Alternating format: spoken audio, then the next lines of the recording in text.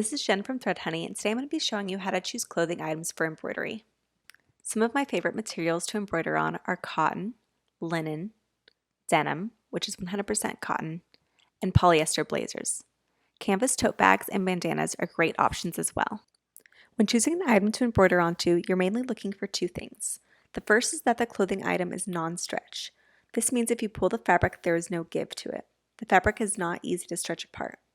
Having your item be non-stretch is important because your stitches will hold up better over time and will stay in place after you release your embroidery hoop. The second thing to look for is that your clothing item is not too thin. If you put your hand behind the back of the fabric, you don't want to be able to see through it.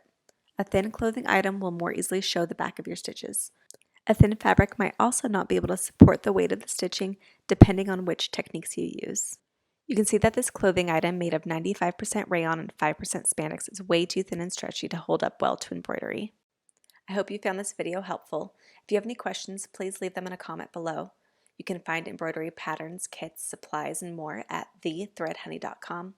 I'm also on Instagram at threadhoney.